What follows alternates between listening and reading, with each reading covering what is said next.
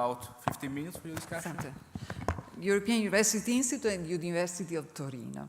First of all, I want to thank the Rodolfo Benedetti Foundation for the invitation, the conference, for the Bocconi University for hosting this very interesting concept, to Paolo Pinotti for the composition, because he has chosen many papers, very different, but that put together, they create a scenario with many information that help to understand him better the refugee issue.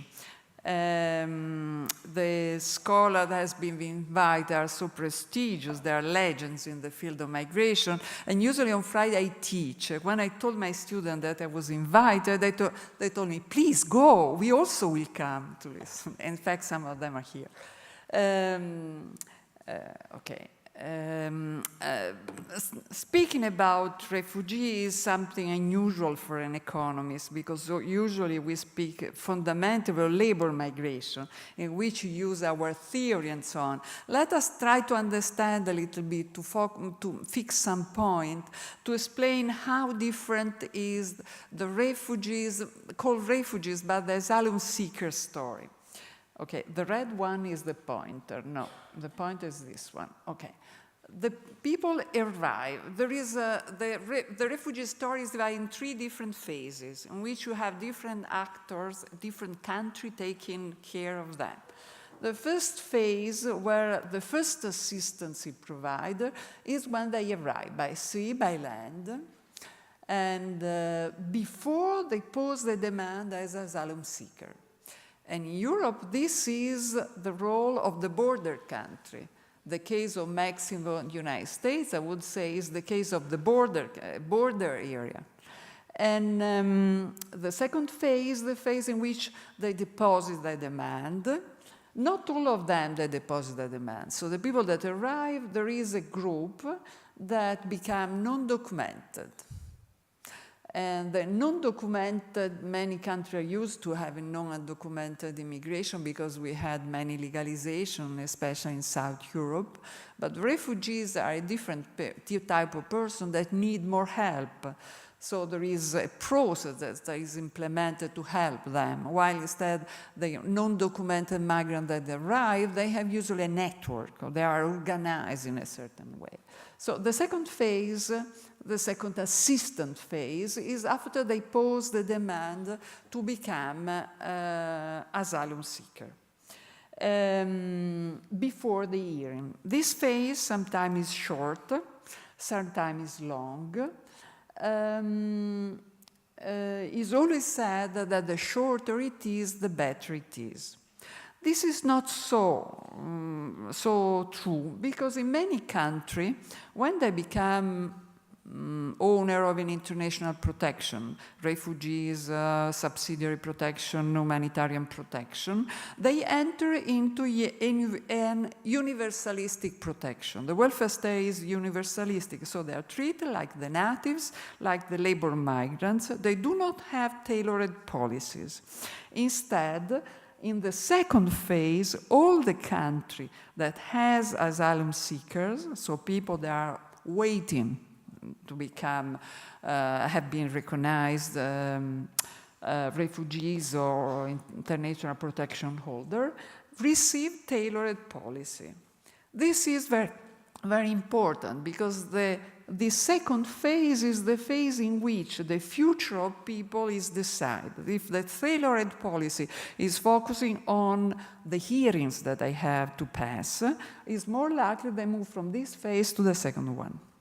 And after there is the last phase. The last phase is the phase where the hearing is already passed, has a positive decision, they have refugee status or humanitarian status. Some of them will not pass the hearing, and they will be repatriated and so on. Germany is facing only the green phase.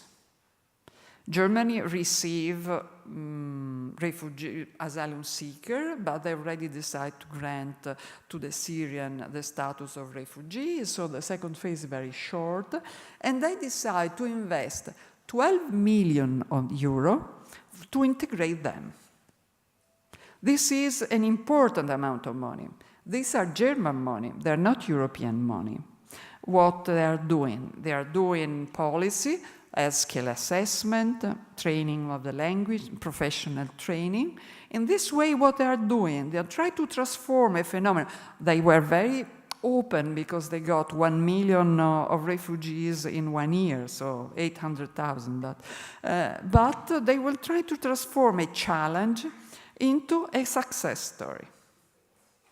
Instead, but these are the country where the refugees, where the migrants arrive at the end. So the country that can decide to invest in the integration of the migrants. While instead the country they are facing the first phase, they invest all their resources, which are public, but also private, because there are many benevolent associations working night and day in ration people from the sea on the land and so on and so forth, in the first assistance.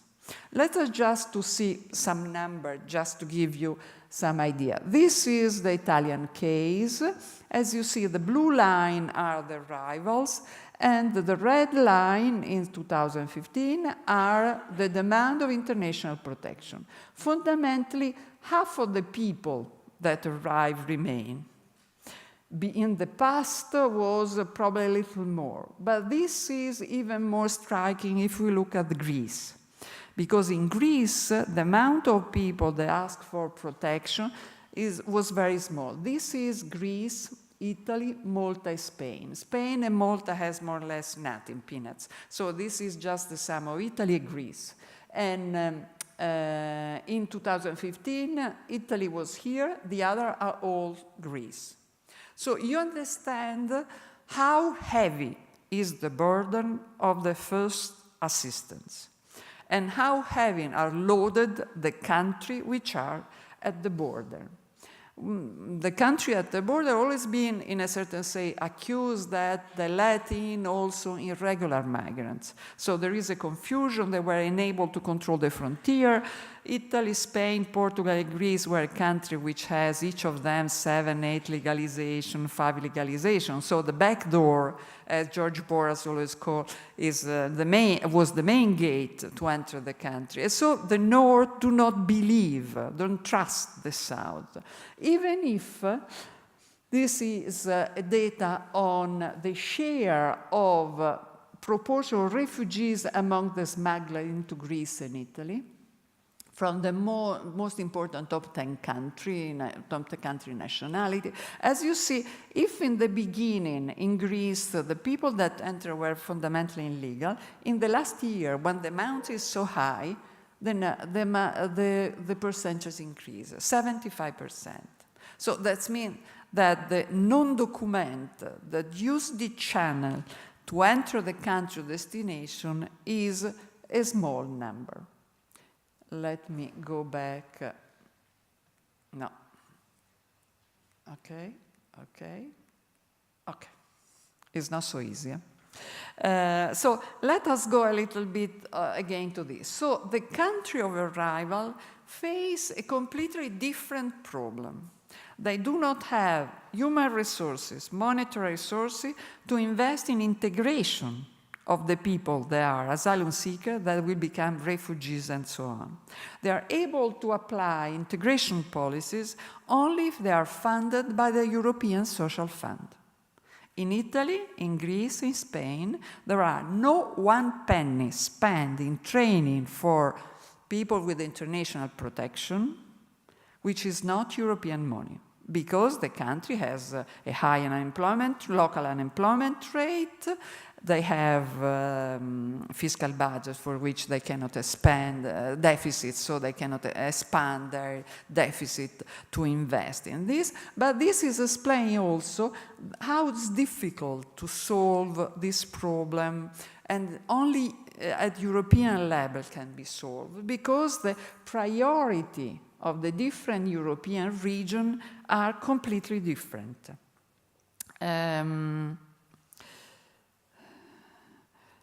Okay, The pressure is different, the migratory pressure is different, and the redistribution of the cost is fundamental. And in Europe, being not a federal state, this became the priority. So the refugees policy is not now the integration of the migrant. Is not funding a job for them. Only Germany has the privilege to focus this attention to this issue. In all the other, in the European debate, as Tim Hutton was stressing before, the debate is how to redistribute the cost. And in the next section, we have two papers which try to see if there are mechanisms that can do this. The control of the frontier, as Douglas Massey has shown, is not working. But anyhow, the closer of the frontier, even in Germany in the 73, the only result that they put ahead was just changing the type of flow. The flow became residential, family reunification increased, and the demand for citizenship increased, but this was not reducing the stock of population in the destination country. So a question remaining, understanding. We know that the problem is to redistribute the cost, and the resettlement seems a solution to reduce the cost for this country. The resettlement, in a certain way, is like a lift that jump over this and they enter as asylum seeker. In addition, sometimes they could jump even for this in this position with resettlement. But there is a question that I asked to Tim, but I also asked to the last panel, why resettlement is not working? Why resettlement is so inefficient? Is the problem of the legalization? Is the problem of the country destination? Is the problem of management? Why also the embassy could do resettlement? Instead, there is a political block in this. Now I have two questions for the two speakers.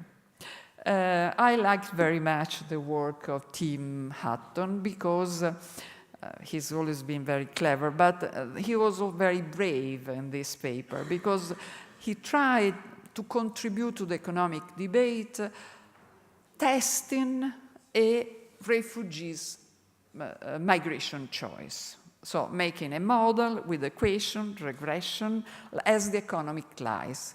The economists, if they don't have a regression which shows something, they don't believe. And so even if you know the story, they need a regression to be convinced that this is something that's real.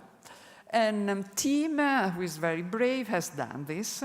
And so my question, and this contribution is not only important for the analysis of refugees, it's also very important for the analysis of the labor migrants. Because what the economists keep on doing is explaining with a labor model, so wage differential, probability of finding a job, all the amount of population that enter a country. But we all know that in Europe, 50% enter as family reunification, 30% as labor, and 20% as refugees. So of course the model is not working because they use a model that fit only 30% of the inflow for all the universe. And Tim has explained that you cannot use this model to explain refugees. So since then on, probably there will be an incentive, at least to eliminate refugees from this type of analysis. But the question is, it is possible to forecast refugees' arrival, because you made the regression, you say which are the variable and so on. We had a lot of forecast on migration with the labor migrant model, and we know that migration is a random walk, is strongly determined from the past, and so on. And also, why you didn't use the internally displaced people? You remember this morning the Minister of Foreign Affairs, Italian Minister of Foreign Affairs Gentiloni mentioned the internally displaced people. We have information, these are the CRIs, the map of the country conflicts. And as you can see, they are all very close to Europe. So the closest destination is Europe. But we have information of what is called the internally displaced population. And as you see, the number are all this around. But we also have an idea of the evolution. These are the internally displaced people. Internally displaced people are people that leave the section of the country in which there is a war, a conflict, move in another section of the country. They abandon the south of Italy, they go north if there is a conflict there. Let us give an example like that. And there is,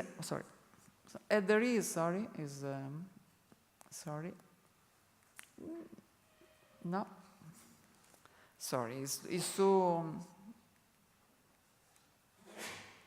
okay, this one.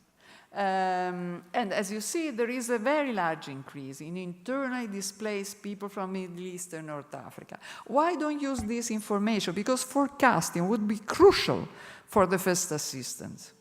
If you know that people are coming from the area where there are a lot of internally displaced people, first of all, you can go in a country very close, have a European Union office for refugees, try to resettle them from there. But in any case, this will be an important point of departure.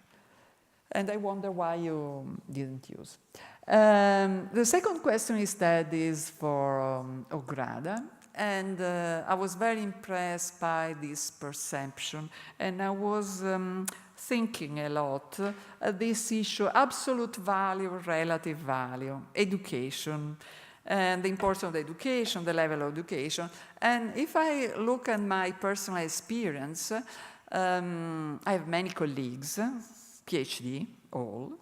They always say that there are thousands of refugees arriving, and Italy is submerged by refugees. But if we look at the Italian case, Italy from 1990s to 2015, so 25 years, was able to put up 2 million of foreigners, which are 8% of the national population. 2 million of foreigners imply 200,000 each year. So given that we survived to 200,000, why we should worry? The table that I showed you at the beginning was showing that the arrival by boat were 150,000. Half of them left to Germany. We don't discuss how they left. Some of them they left in a very not formal way, but they abandoned the country. And what we have is 75,000 people. Why we should worry? The number count. Instead, people worry a lot because they look at something else. I took this as an example. Probably the absolute value counts more than the relative value. This is the arrival in Europe. The arrival by sea, by land, and we all said that is 1 million in 2015. These are the people dead or missing. And as you see, the highest number is in 2011. And the year later, Italy organized the Mare Nostrum policy to rescue people on the sea. And after it was replaced by the European program and so on. If we look at the number, in the last year we had very high number. If we look at the proportion is declining. And here in the green you have the absolute number, here you have the probability of that cross-pose. So the probability is declining. Me, being an economist, I'm thinking probably we were able to implement policy, a solution to approach better this and to avoid that on the sea. But the people, what they see the TV, the newspaper, they show thousands of figures, painting, picture, movies, and so on the drama. And this make the difference. So the number is increasing, the drama is increasing, because in fact we can consider that percentage is just an efficient issue. The drama is important, but so on. So I think that an important role is the perception, but also the communication. I'm not want to accuse the media. The media are doing their work, but probably the communication of the dimension of the phenomena is not clear, and the perception of people, of whichever level, men or women, is different from the reality. So, just to conclude, everything is in the hand of the European Commission.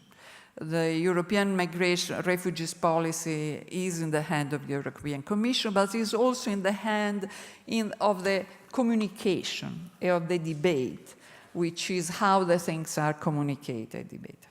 Thank you.